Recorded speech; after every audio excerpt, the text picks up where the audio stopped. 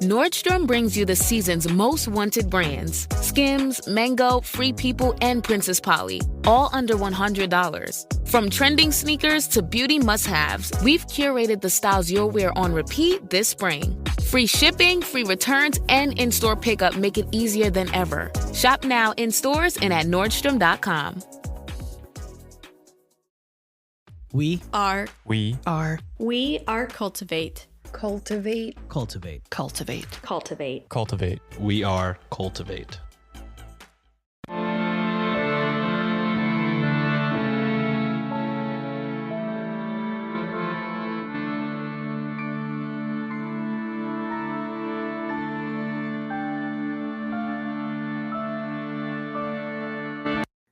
Hello and welcome to Ye Olde Crime, where we discuss the funny, strange, and obscure crimes of yesteryear. I'm your host, Lindsay Valenti, and with me is my sister and co-host, Maddie Stengel. Hello. Hello there. How's it going? It is going. It is a Monday, and it has been a very Monday of Mondays. Yes, a very Monday feeling Monday for sure. Just to reiterate, our last TeePublic sale of the month is this week, April 23rd through the 27th. So you can get 35% off everything in the store. Nice. And I'm going to have to look and see if those sales apply to our Dashery store or not, because I don't know. I haven't actually looked into it. That is a good I've been question, kind of busy. Yeah. So TBD, I will look into that and let y'all know. So, all right. We are going to be talking about some murder today. Really? We haven't had a good old-fashioned murder in a while. Oh. I don't know if I'm happy about it or not. I don't think I am. Well, considering last week was a bunch of people drowning to death. That's true. Context matters. I mean, just go on. All right. Let's just get into it, yeah. There's really no good start. There's no silver lining for this. So today we will be discussing the Walton-Mathews murders. Okay. And information was pulled from the following sources: a 2023 Murder by Gaslight blog post by Robert Wilhelm, 1869 The New Orleans Crescent article, 1868 The New York Times article, 1861 Brooklyn Evening Star article, 1861 New York Daily Herald article, 2 articles from the 1860 Brooklyn Eagle newspaper. I wrote that weird. 1860 The Daily Exchange article, 1860 The Louisville Daily Courier article, Find a Grave, and Trial of Charles M. Jeffords. Spoiler. Spoiler alert. And thank you to Carrie Ann for her research assistance on this episode. And links to all of the articles mentioned will be included in the show notes. All right. It was just a normal evening on June 30th, 1860 in New York City. Is that a thing? It was back then, apparently. Normal in New York City. Just a normal day, normal night. John Walton, who owned a distillery on 18th Street and a store on 25th, was walking home from work with his cousin Richard Pascal, who worked for him as a cashier. It was 11:30 p.m. Late. As the pair, who shared a room above the store, were walking down 18th Street, they noticed a man leaning against a tree at 3rd Avenue, whom Richard would later describe as, quote, dressed in a suit of light-colored clothing, end quote, and wearing a Panama hat. The pair didn't think much of him as they continued towards the store. At least they didn't until, quote, he turned quickly about, and presenting a pistol at the head of Mr. Walton, he discharged the weapon, the ball entering the brain through the left ear and producing a mortal wound, end quote. I mean, that's one way to say it. Sure. Mm-hmm. Producing a mortal wound. We're not even 5 minutes in. Dang. As the shooter took off down 3rd Avenue in the direction of Irving Place, Richard quickly ran after him, screaming "murder" to garner more attention. It worked, and several other men, including 2 police officers, joined the chase. Nice. One of the men who quickly overtook the others was a well-known railroad contractor named John W. Matthews. Quote, Mr. Matthews, who was a fearless, noble-minded citizen of superior physical powers, attracted by the consequent excitement in hearing the cry of murder, joined in the pursuit of the assassin. He outran the other pursuers and was only about 6 feet from the fugitive when the latter turned suddenly and shot him in the breast. The ball passed through the liver, divided one of the main arteries, and lodged in the spine. End quote. I'm sorry. It got him in the chest, but it hit him in the liver. There was a little bit of, I think, pomp and circumstance still glittered into the top part of that right there. Yeah. You can tell the public favors this guy. Mm-hmm. During the chaos and confusion following the gunshot, the shooter dropped the pistol and managed to escape into the darkness. The men quickly picked up John and carried him to a drugstore nearby, but he didn't make it, dying in their arms before they even got inside. Meanwhile, John Walton, the original victim, was miraculously still breathing when he was taken to Bellevue Hospital to receive treatment. Really? Mm-hmm. Oh my gosh, this whole time. Yeah, just laying there. Oh my god, that poor man. Still, he too succumbed to his injuries and died at 8:30 a.m. the next day. Oh, that's really sad. Yeah. When asked by police if any of the men who gave chase knew the identity of the shooter, none of them could say. Richard, John's cousin, couldn't be sure, but he was convinced that the man responsible was Charles Jeffords, his cousin's stepson. Weird. Weirdly specific. Now let's back up and talk more about John Walton, so the man that was shot in the back of the head. Okay. John and his brother William lived at number 31 Union Place.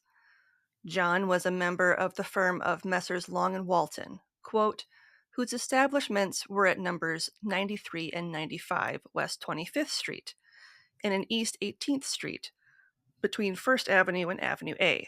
He was also worth a large fortune, end quote. Yeah. John's wife had passed away about a year before the shooting, leaving him to raise his 2 daughters alone. Within 6 months of his wife's death, he married a widow named Ellen M. Russell on October 17th, 1858. Okay. Ellen was described as an attractive woman, and John's initial assessment of her was that she was a fine, upstanding person. She informed him that she had been married and widowed twice before their marriage.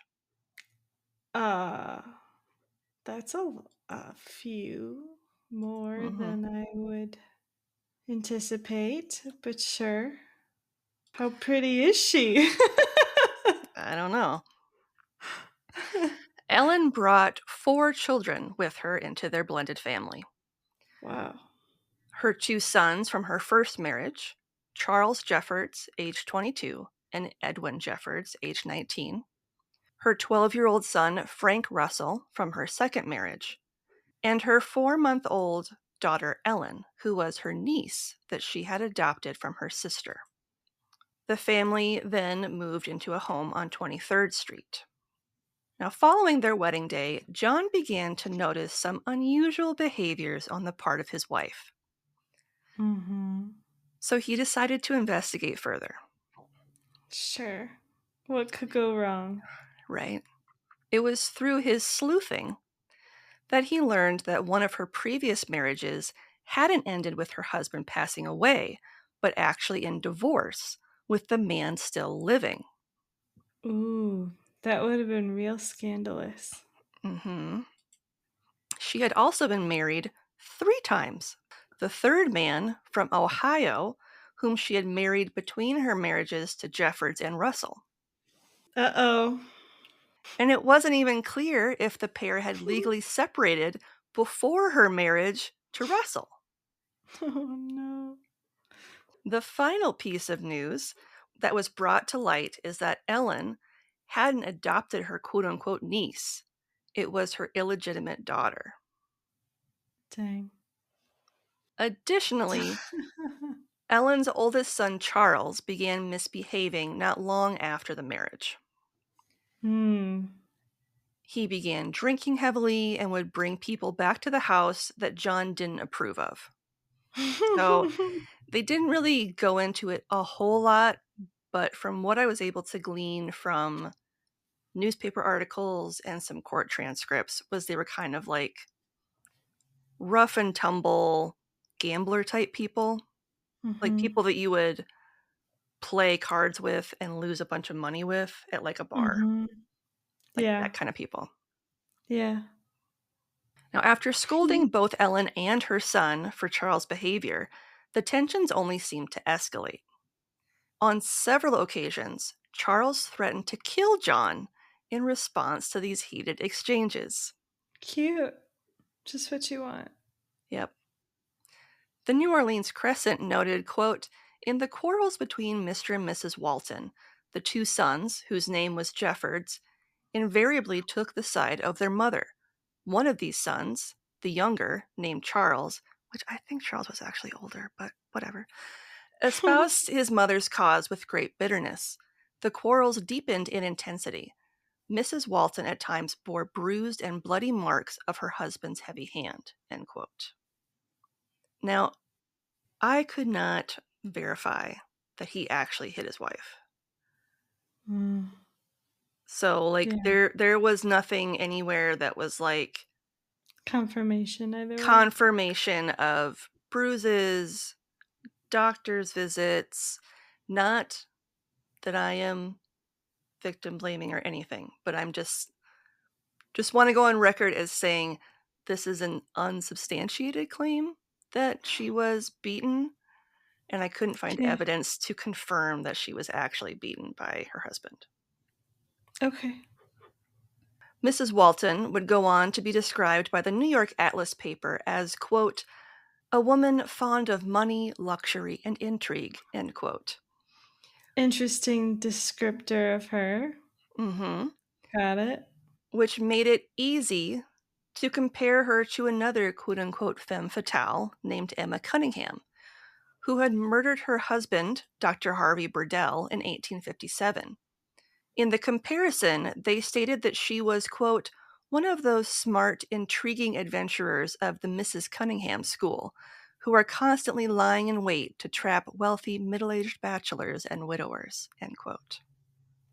John, quote, "had been unhappy, and for several months previous, there had been a mutual separation of the parties," end quote. But rather than chuck her to the curb, he rented a smaller home on 23rd Street for her and her children, and he moved into, quote, "an upper apartment of the 25th Street buildings, where his store was situated, and visited the distillery in 18th Street on Thursday and Saturday nights regularly," end quote. Okay. And instead of selling the property he owned on 23rd Street, he chose to rent it to someone else. Got it. As you can probably guess, this decision did not make Ellen or her elder sons happy, especially considering that it would hamper their lifestyle, which relied on John's wealth. And following the separation, Ellen's sons, Charles and Edwin, would continue to harass John. On one occasion, Charles showed off a pistol to John that he stated he had purchased specifically so he could shoot him. Cute. There was also another occasion where John became violently ill so suddenly that he was convinced he had been poisoned. Probably was. John was so upset by the violent turn of events that he changed his will, quote, which he entrusted to his bookkeeper, Mr. James Warren, end quote, bequeathing the bulk of his estate to his 2 daughters. And to reduce his risk of getting murdered by his stepsons for his money, he, quote, also applied to the Supreme Court for a divorce on the ground of cruel and inhuman treatment, end quote. Wow. Now, if we fast forward back to the double homicide, as you can imagine, it quickly became all anyone in New York City was talking about. Yeah. Yeah, that would be super scandalous. Oh my God. With the mayor himself offering a $500 or $19,265 today reward for the arrest and conviction of the man responsible. Wow. The people managing John's estate for his daughters added another $1,000 or $38,530 in today's money to the pot. So this was quite the reward for whoever could turn in the person responsible. Dang. With Charles being named as the prime person of interest, the police led a manhunt across New York. Charles, who had been hiding out in Long Island, learned about the search for him, and the Monday following the murder, he turned himself over to police as he proclaimed his innocence of the crimes. Interesting. And during the coroner's inquest, several witness testimonies were heard, such as that of Richard, who positively identified the pistol found at the scene of the shooting as the one that Charles had previously used to threaten his cousin.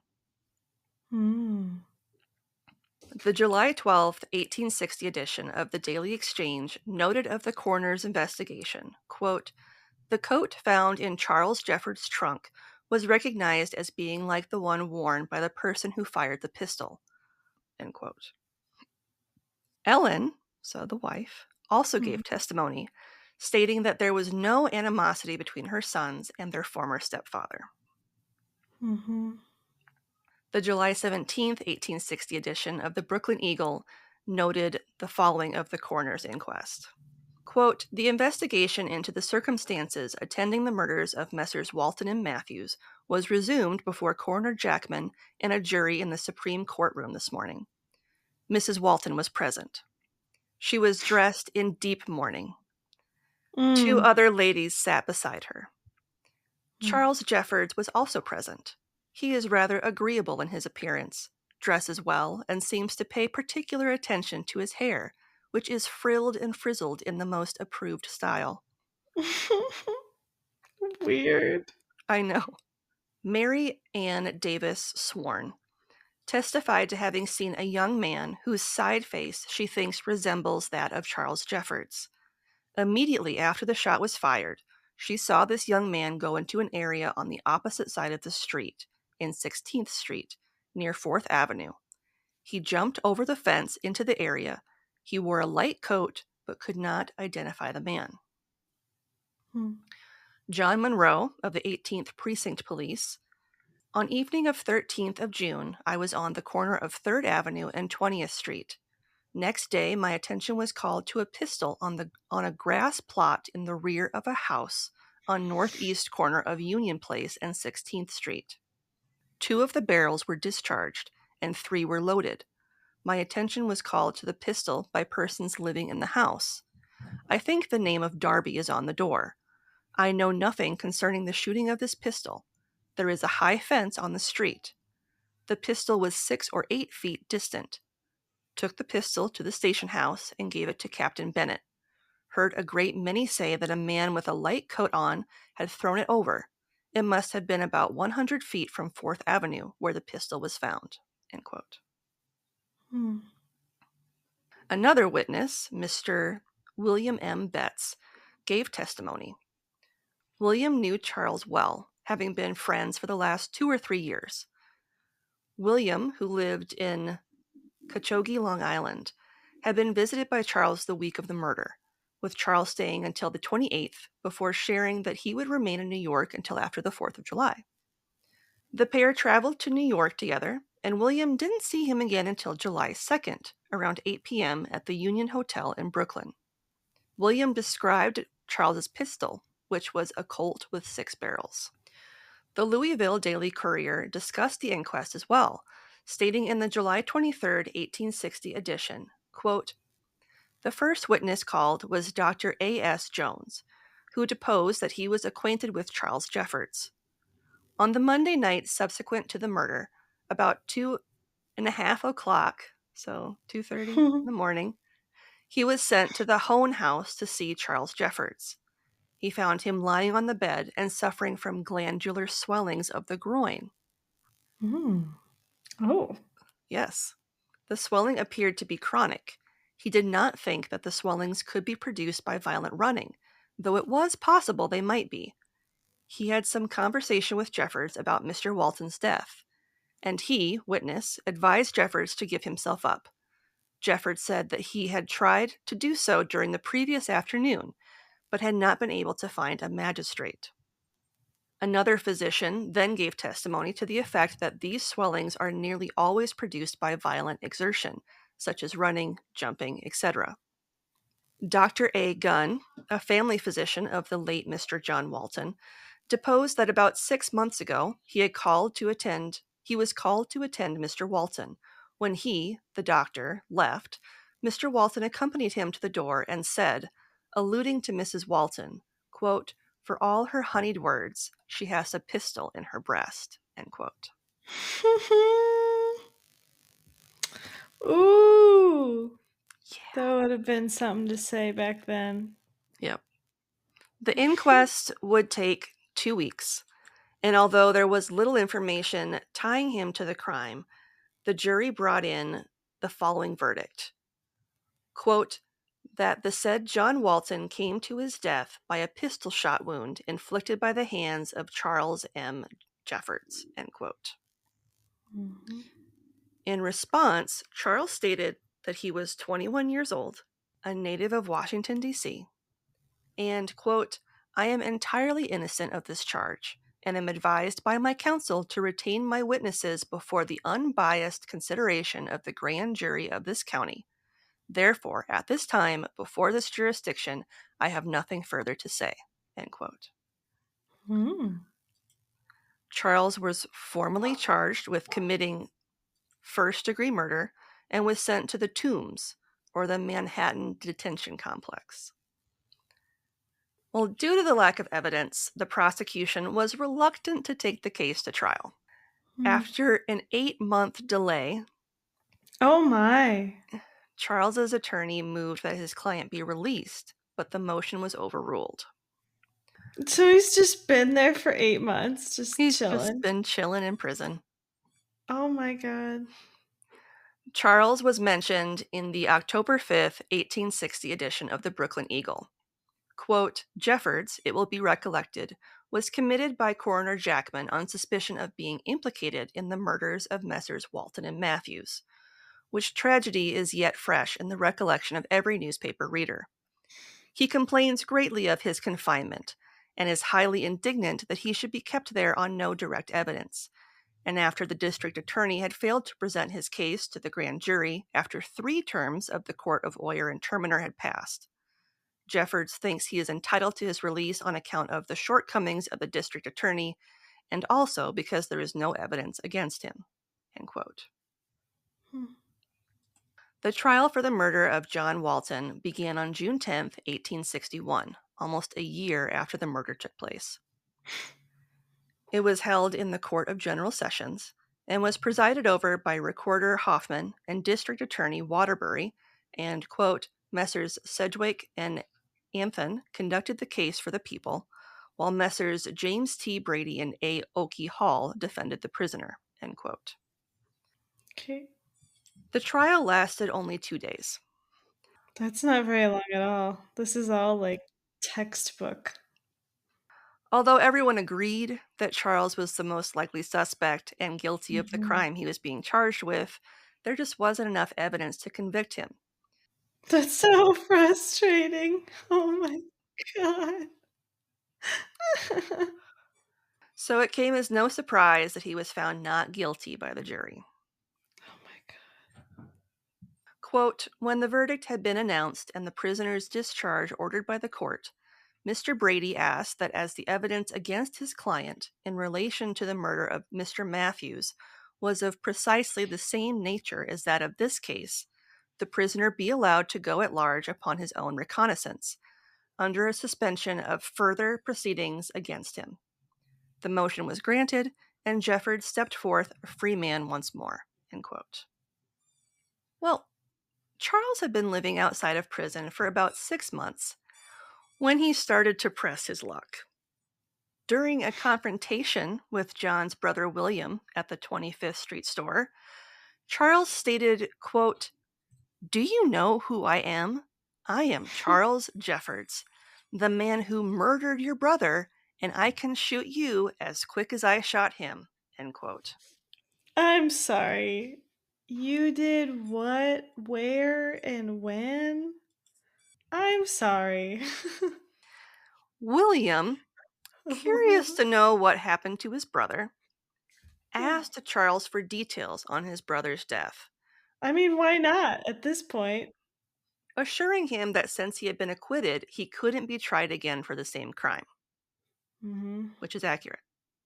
Police Detective William B. Moore, who just so happened to be present at the time of the altercation, confirmed that what William had stated was true. Unbeknownst to Charles, after Mr. Waterbury had consulted Police Superintendent Kennedy following his acquittal, Detective Moore had been tasked with keeping an eye on Charles.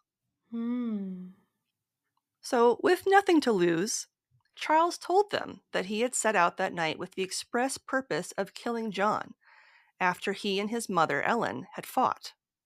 She had offered her son $2,000, or around $77,000 today, to kill him.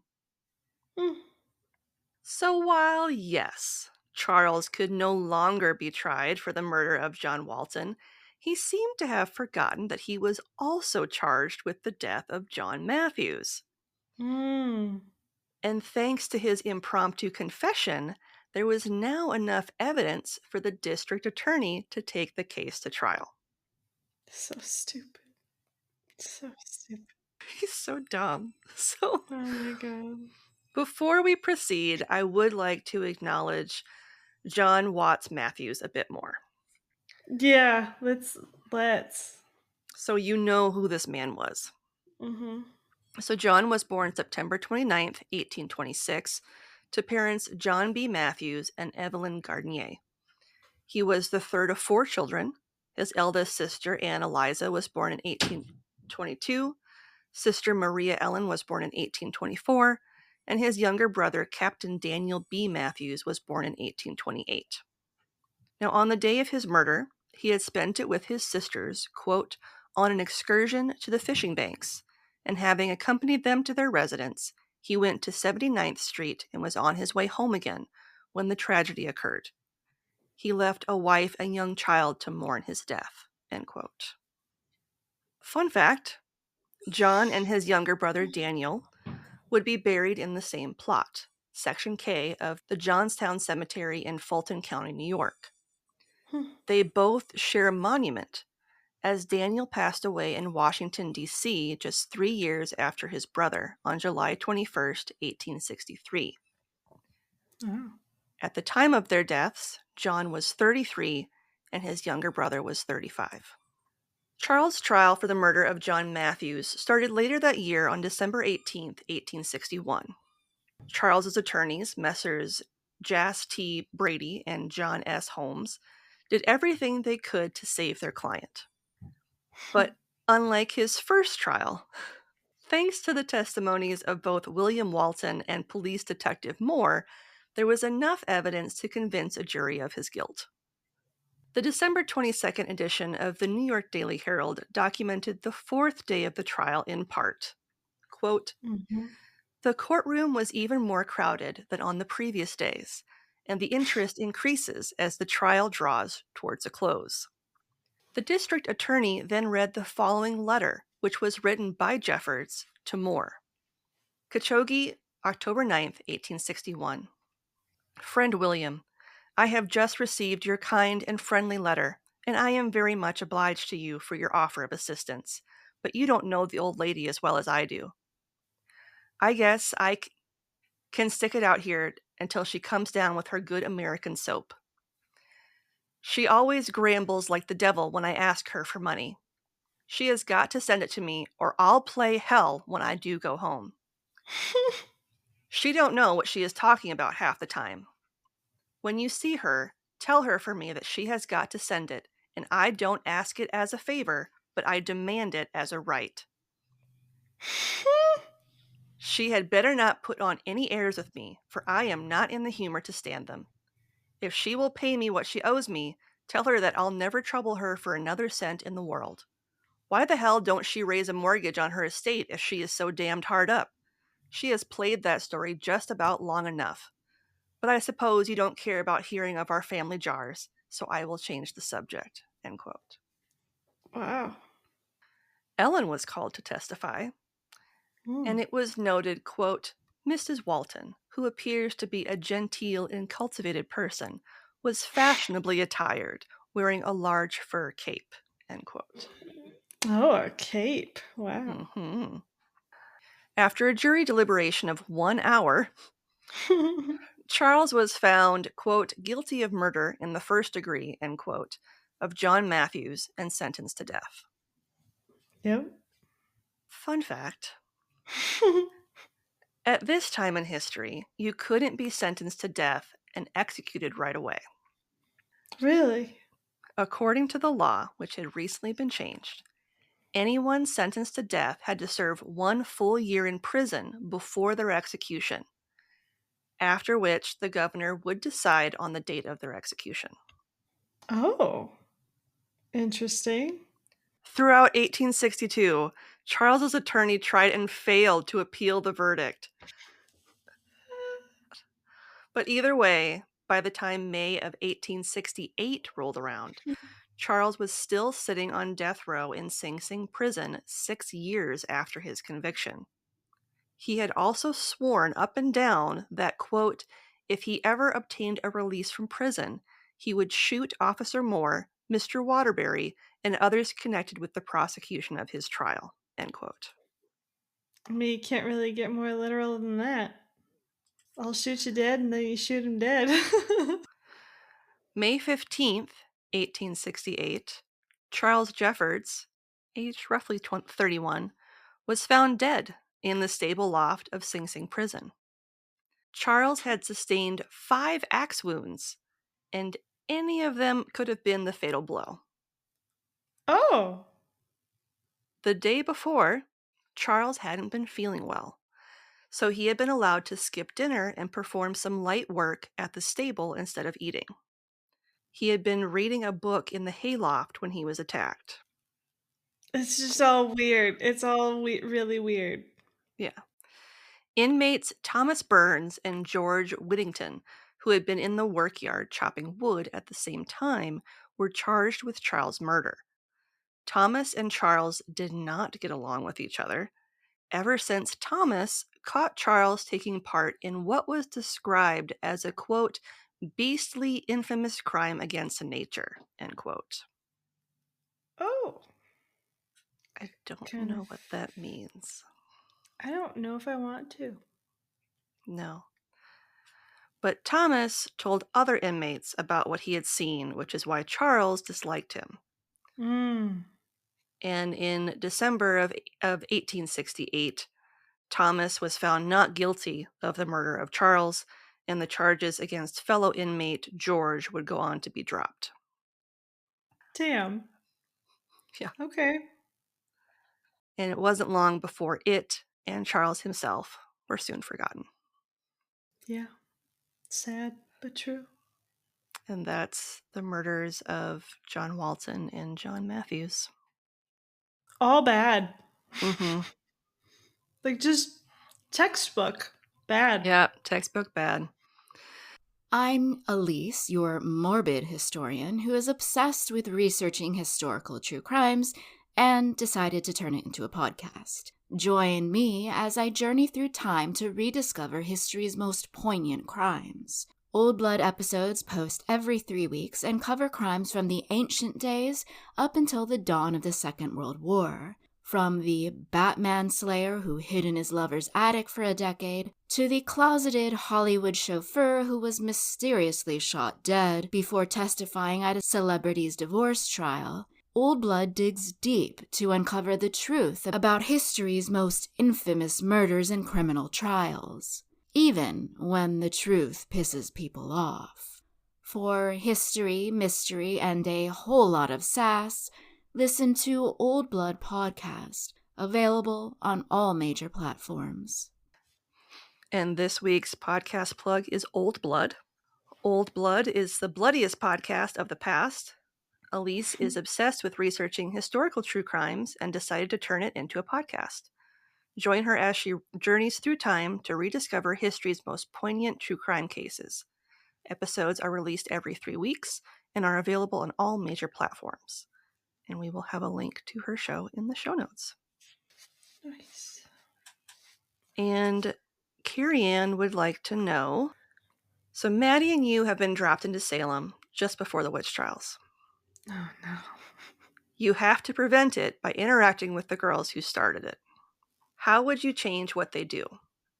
For example, you could scare them, but you can't kill them. It's kind of the long game, right? Mm-hmm. Just the discussion of making it seem like it's their idea to back it up. I think I would just mom logic the shit out of them. That's fair. Do you know? Mm-hmm. Get some freshly baked bread. Warm it up. Get them a nice little snack. Yeah, that was going to be mine. Just make sure that the bread that they're eating is properly baked and doesn't have any mold or anything on it. Nope. Feed them and let them run until they figure out that they were wrong. Mm-hmm. You just kind of sit there and wait until they figure it out. Yeah. Give them a couple minutes. They'll figure it out as long as their belly's full. Just kind of logic them to death. Mm-hmm. Yeah. And on that note, what's something good you'd like to share? I'm not getting laid off right now. Woo! I say that, and somebody else might be getting laid off right now, but it is not me, not today.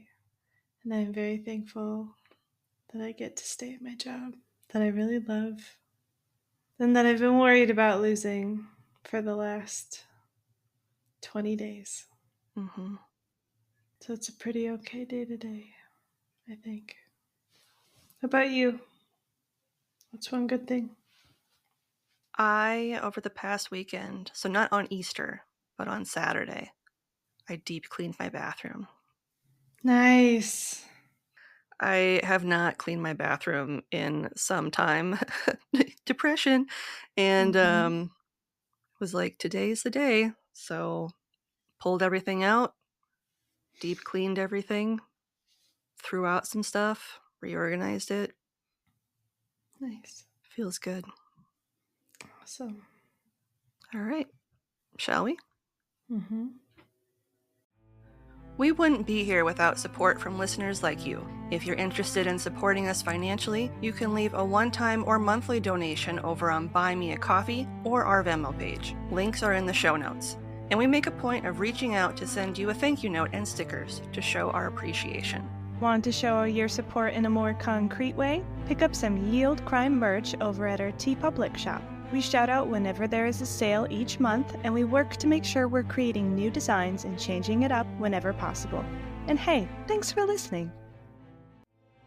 We love to hear from you, and there's a couple of ways you can reach out to us. You can email us at yeoldecrimepodcast@gmail.com, where you can send us story ideas, share any spooky stories you may have, fun gifts, or even just to say hello. You can also reach out to us via snail mail. Remember mail? Our mailing address is Yield Crime Podcast, P.O. Box 341, Wyoming, Minnesota 55092. Fun fact, we like to send out thank you cards with fun stickers you can't get at our shop, so it's worth the cost of a stamp. If you love the show, the best way to support us is to leave a 5-star rating and review on Apple Podcasts, Podchaser, Good Pods, CastBox, Podcast Addict, and or Audible. Links to all of these are in our show notes, or if you're already listening on one of these platforms, you know what to do. Oh, and while you're at it, shoot us a question you'd like to hear us answer on the pod. We'll give you a special shout out and address your burning questions all at the same time. The weirder, the better. Submit them via link in our show notes or shoot them to us in our DMs. Want to be social with us? You can see pics from this week's episode, bonus content, and funny memes on X at Ye Olde Crime Pod, or on Facebook, Instagram, Threads, TikTok, and YouTube at Ye Olde Crime Podcast. Speaking of YouTube, we have a special playlist just for our Can You Crack the Cramp Word segments with our guest podcasters to see who can correctly guess the meaning of some obscure Victorian slang terms. If that's your thing, check it out. And on that note, as always, I'm Lindsay. And I'm Madison. And we'll see you next time with another tale As old as crime.